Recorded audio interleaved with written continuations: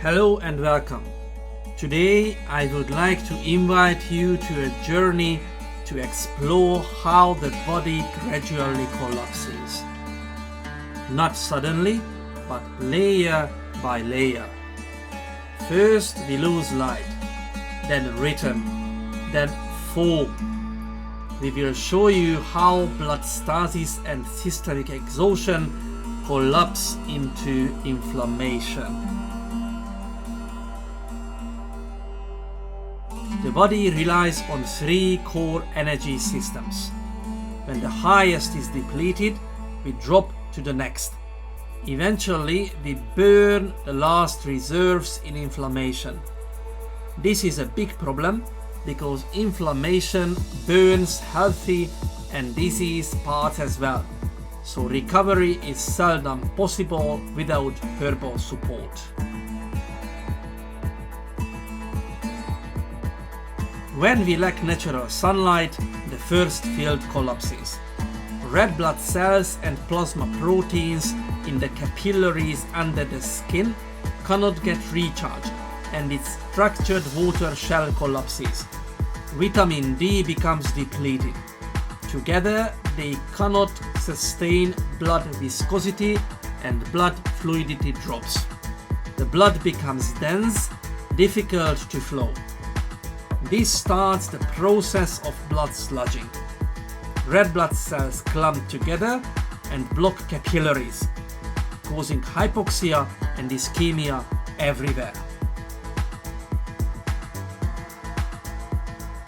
This ischemia and microcirculatory problem affects all the organs from tip to toe, including the kidneys and adrenals, and we call it chronic fatigue syndrome.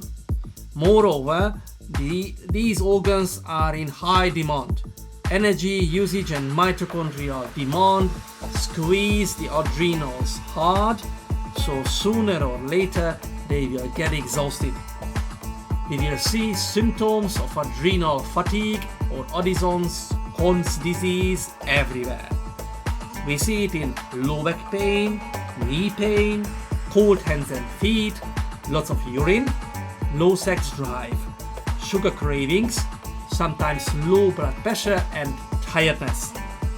Western medicine gives artificial steroids, herbal medicine gives plant steroids to replace the adrenals and support mitochondria. When the adrenals weaken, the heart steps in to recharge the blood-borne electromagnetic field and restore the dropping zeta potential.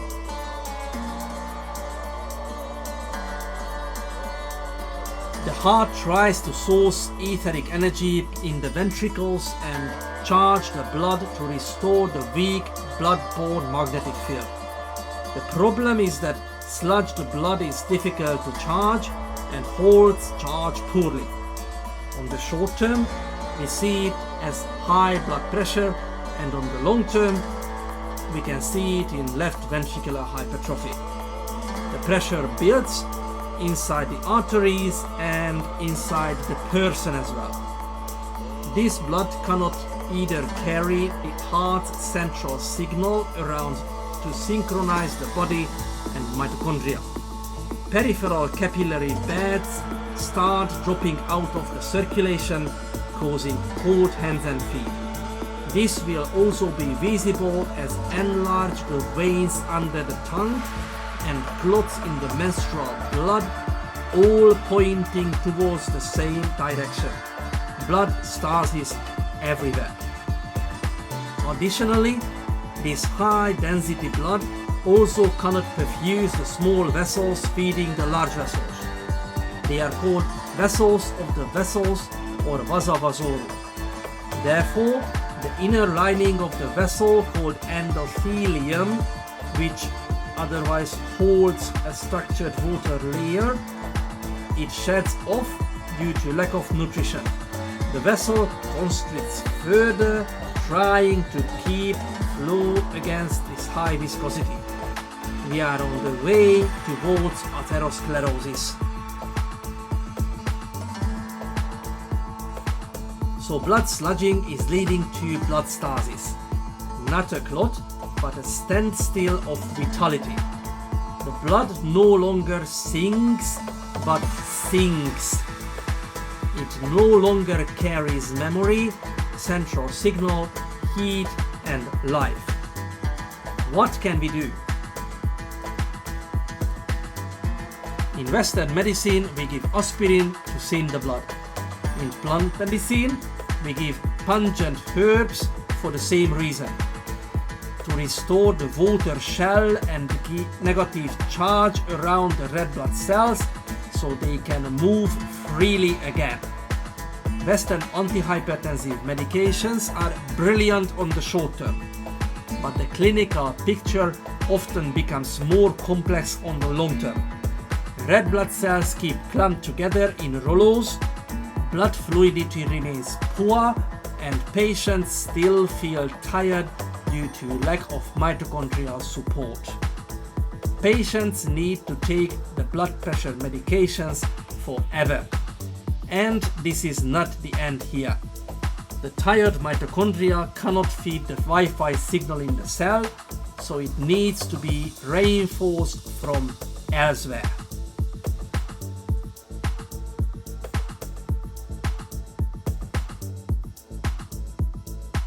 We are further sliding down on the energy slope into inflammation. Mitochondria starve due to overuse, emotional trauma, external poisons, or lack of nutrition and oxygen, and this is due to blood sludging. They cannot sustain the Wi-Fi signal in the cell. They get some support from the liver. Here, the liver is acting like an electromagnetic backup generator. It has lots of mitochondria and blood. It also has several connections with the body connective tissue layers. When another organ is weak, the liver may brace its electromagnetic field, its Wi-Fi signal, through the energy transfer via the connective tissue planes. Unfortunately, it has a cost. In the other organ, it keeps the failing water lattice together, but doesn't provide a long-lasting solution called coherence, nor does it repair its membranes and mitochondria. So this is an energy patchwork only. Hence the pain remains there, because the pain comes from tissue swelling due to the decaying water structure and lack of energy. So this is what happens on a micro level inside the cell. What are the consequences of this low Wi-Fi signal and energy level? Well, it is just like on the internet and in a marriage. Poor communication signal leads to chaos. Low energy leads to metabolic waste in the form of misfolded proteins and other materials. This waste needs to be cleared up, so sterile inflammation comes in. Besides clearance, this inflammation serves another purpose, to generate some energy, but this is not really enough, so the patient still needs increasingly tired and exhausted. This is fire without function, burning everything, healthy and diseased parts alike. This is sterile inflammation. The body's final energy burns. This is not just about aging. This is depletion. A downward energetic spiral where the body burns every reserve trying to survive. On the long term, various diseases will come in just like listed above. High blood pressure, heart disease, diabetes, neurodegeneration, autoimmunity and cancer. The common ground of all is inflammation. And what will determine which disease comes? Here comes the 3 T's. emotional and physical trauma, toxins, and of course bad thoughts. Well, this is emotional trauma. Where our body is weak, it will break down over time.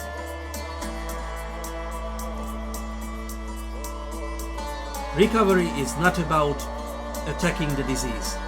It is about rebuilding the energy architecture. Light, flow, rhythm, and form in this order. Nomadic field medicine herbs support mitochondria and energy generation, clear waste and inflammation, and rebuild the structure.